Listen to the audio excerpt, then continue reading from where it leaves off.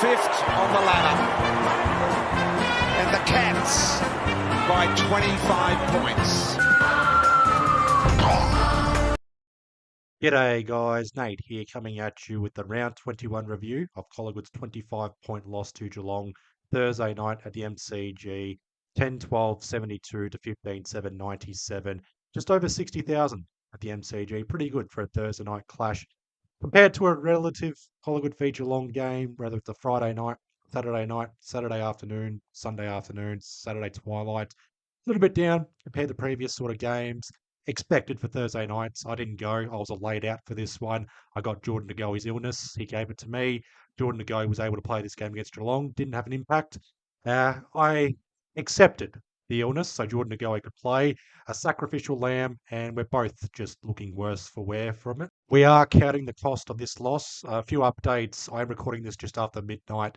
The biggest update from this game, Jeremy Howe with a fractured arm, suspected fractured arm, could very well have played his final AFL game. And if it is, it's just a terrible way to go out for Jeremy Howe. Just no luck in the last 3 to 4 years with injury.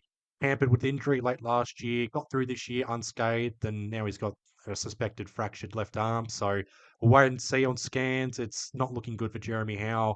Harry Perryman looks to have re-aggravated a hamstring injury, out before half time. So that's another player out. Could be 2 season-ending injuries right there, alongside Braden Maynard out for 3 to 4 weeks. That's the home and away season at the very least. But in saying the home and away season, it's pretty clear after this loss against Geelong, we've learned a few lessons. It's pretty clear we're not going to be top 6. It's going to be a long way off top 6. It's wildcard purgatory. We need a few results to go our way this week and next week. Obviously, we have to beat West Coast next week. Not an easy task beating West Coast. We haven't lost to them since 2022, but banana peel game. West Coast will play above their ladder position for that one. I'll talk about that next week. But you got Carlton and St Kilda hosting at Marvel Stadium against Sydney and Brisbane. Need them to lose. So, yeah, to watch this space, I hate to rely on results to go our way, but we're almost cemented for wildcard round. I like to be cemented a little bit earlier than expected, and then we can push on. Any wins would be a bonus, and then we can look at being an underdog in wildcard purgatory, wildcard round, and then push on from there. But everything's a watch this space, and it sucks that a 6-game winning streak comes to an end at the hands of Geelong. Something in that. Geelong always snapping our winning streaks, always putting us in our place. That thud, the intro, the thud, that's us crashing back down to earth. Last year, they broke our winning streak. 2011, a perfect example of snapping our winning streaks and obviously winning the flag that year. But Geelong, they're not a bogey side, but when it comes to our head-to-head in the last 20 years, Geelong, they're head and shoulders better. It's not a case of us against Hawthorn or Carlton against us. Geelong, I mean, we're good, but Geelong's very, very, very, very, very good. They're great. They are the benchmark. They're the standard. They're the one team that prepares for us every single time. And it feels like we get out-coached every single time against Geelong. And that was evident in the first quarter and a half. 9 goals down pretty much. 49 points, I think the biggest margin was. And I was actually thinking this could very well be it. We haven't lost by over 100 points since 2005. And it was honestly tracking towards 100 plus points the way we were playing. 1 goal up until 5 minutes 5 minutes to go in the second quarter. Just like against Adelaide, we got 3 goals unanswered up until half time. Got it back to a respectable margin, 29 points. Won the third quarter, just probing away. We just couldn't kick on after 3-quarter time. 22 scoring shots each. 15-7-97 to Geelong, 10-12-72 to Collingwood, 3 goals, 6 in the final quarter. Not a case of bad kicking is bad footy. It is the sentiment, it's there, but it's not the reason why we lost this game. It was just a poor start, an off night from the start. The first quarter was shocking. The first half of the second quarter, just even worse. Probably the worst 10-minute stretch we've had. Centre clearances for Geelong, up the wazoo for Geelong. Centre clearances turning into scores, and we just had no answers in the midfield. Nick Daicos tagged for the entire game, and it showed, nullifying his impact and his output on the game. We had no plan B in the midfield, no one that could stand up in terms of midfield quality or elite talent in the midfield, and it goes to show we need a Lockie Neal type player for next year, and I can't say with confidence he'll be coming to Collingwood, but I'll talk about that maybe next week regarding our off-season targets. But Nick Daicos tagged, Ed Allen playing and run with role on Bailey Smith. It wasn't a standard or a good performance Ed Allen-wise. That's to be expected sort of thing. You're not expecting perfection every single time. Jordan Agoe looked battered and bruised. I don't know why. Darcy Cameron looked battered and bruised. I didn't know why, but he had a good second half. I'll give him that. But Mitch Edwards dominating the hitouts to advantage and got the jump early on in the centre clearances or the CBAs. And it showed Geelong dominating centre clearances. Surprisingly, we evened the ledger for centre clearances, -1, so not really a break even. It was just a stoppage clearances. And that's typically an area we can sort of, get ahead, or, that's a sympathy sort of stat for us where centre clearances, we're not very good. Stoppage clearances, yeah, we can win around that. But our forward 50 stoppages, we must be the worst attacking team for our own forward 50 stoppages. We just let it out of defensive 50, or that we let the opposition out of defensive 50 so easily. And Geelong, they just pick holes in our defensive zone. They are outnumbering us. Entries inside 50, and they put it on the scoreboard. They make us pay, and we just don't adjust. We don't learn against Geelong. They've got our number. They've got the ledger, the edge over us. Craig McRae, he's a good coach. Chris Scott is a great coach. And Craig McRae has got a few men above him that he needs to figure out. Chris Fagan, Chris Scott, maybe a few others up there, but something for us to figure out. And this game for Geelong, they're looking into the top 6, a cakewalk fixture to the finals, and they could finish top 4, at least top 6, I reckon. I'd be shocked if they finished in 7th spot. For us, I think it's wildcard purgatory. Can't guarantee wildcard just yet. Give it another few days or maybe next week. But if we lose the West Coast, then it's okay. We could be in a bit of strife, but that's for next week. But I'll just get into the team stats for this one very briefly by Nate Talks Pie standards. -4 for disposals, +1 for contested possessions. Consolation prize right there.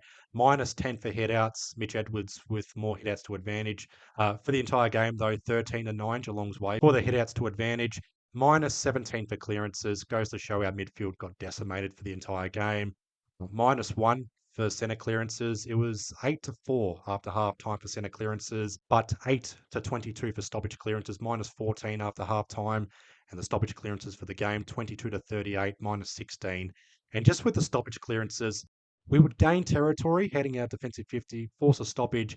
You think, all right, territory, let's build off that. No, Geelong just set up perfectly, get it back inside 50, find a goal or find a mark inside 50. We won the tackle count +9, -2 for marks. Somehow, some way, we won the contested marks 14-11. We got decimated in the air for a quarter and a half, for the first quarter and a half. Charlie West competed well. Dan McStay doing his thing, career high 5 goals. Darcy Cameron intercepting. But the marks inside 50, -8, 11-19. That's where Geelong kills us. -22 for inside 50s, 45-67. 22 scoring shots each. Our efficiency inside 50, 60%. I don't know how they've calculated that for the AFL website, compared to Geelong, 41.8%. But we just couldn't put it on the scoreboard. We couldn't make Geelong pay with the goals. 22% goal efficiency for both sides. It's just the accuracy for Geelong, but not just the accuracy. Their game around the ground, their pressure was more sustained, unlike Adelaide last week. We were able to use the corridor halfway through the second quarter and for the entire third quarter, but Geelong, they had a plan B, they had a plan C, they had a plan D, a plan E, a plan F, and they were able to play tricks on us. They plucked goals out their asshole in the final quarter, and yeah, they deserve the win in the end. They're just too good. And I wouldn't be surprised if we end up playing Geelong week 1 of the finals, but that's wishful thinking, and it's not wishful thinking to take them on because Geelong, they set up perfectly for games like this. It's a 3-game winning streak for Geelong. They snap our winning streak. We go back to the drawing board, licking our wounds. Perryman could be out for the home and away season, could be out for a little bit longer for an aggravated hamstring injury. Jeremy Howe, has he played his final game of AFL footy, final game for Collingwood, possibly linked to another club for 1 year, just as a veteran or more of an assistant coach on the field sort of thing for an Essendon type club. We'll find out. I would hate for this to be the final game for Jeremy Howe. Lockie Shields returning from injury didn't have the biggest impact. I wasn't surprised by it. I had no expectations for it. I was expecting him to have played managed minutes, but he was okay. 13 disposals, just over 75% disposal efficiency. Just that third quarter where he tripped over his own feet. That just, oh man, that was the most frustrated I was for the entire game. That's weird. I get frustrated at weird times. Lockie Schultz tripping over his own feet, running into goal. Um, it's frustrating to see that, but that was the most frustrating I was all night. We were down by nearly 9 goals halfway through the second quarter, and I was just calm and relaxed. I was almost just accepting the fate right there, and I was accepting the fate for the entire game. didn't expect us to come back in full to win the game or get the lead or anything like that. Geelong had the lead for the entire game. And yeah, you can't go 9 goals down and expect to beat Geelong unless you're Brisbane and you believe in miracles on grass. But we are not Brisbane. We're not back-to-back premiers. We don't believe in miracles at Collingwood. We have to accept reality. And the reality is we are a wildcard team at best. Not guaranteed just yet, but I expect results hopefully to go our way. And then maybe we can push on from there. But we'll figure it out next week. The VFL, no changes to Collingwood's VFL side for Geelong. That's at GMHBA Stadium, Friday, 4 p.m. start against Geelong, the minor premiers. I am still expecting an upset win. That's delirium. I am crook, so that might be why, just not thinking straight. But if we somehow win that game, then maybe there's hope for Collingwood's VFL season. Maybe there's hope for certain players in the VFL. But we'll see the VFL, we'll see performances, we'll see any carryover emergencies. Perryman, Jeremy Howarth injuries. We'll see if Swadling is a laid out, Padatsky, if he's a laid out. Sullivan, Parker, or anyone who's a laid out, that's a watch this space. You'll see me post on Instagram tomorrow regarding the VFL. I'll have the VFL report up Saturday morning, and then hopefully I'm right and fit and available to make a video for Sunday or Monday. It's a 10-day break, so I'll figure out my uploading schedule for next week. It's all a watch this space, but ending this video, this review, Geelong too good. 6-game winning streak comes to an end. We go back to the drawing board and hopefully one more win to guarantee wildcard, and then we push on from there. But I'll leave you guys all to it. Leave your comments down below, your thoughts on the game, disappointments, positives, negatives, just whatever. Summarize your game or your thoughts, not the game, but your thoughts on the game in the comments below. Dan McStay, career high 5 goals, consolation prize. Nick Daicos, 35 disposals. Tagged by a mad Irishman. Won't get Brownlow votes, but I thought Nick Daicos held his own, being tagged like a madman. But give credit to Nick Daicos there. That's the only glaze I'll give him there. Darcy Cameron responded after halftime, filling a hole down back. Isaac Quaynor played well, generating run off half back. And then there's not much else to go off after that one. Yeah, that's pretty much it.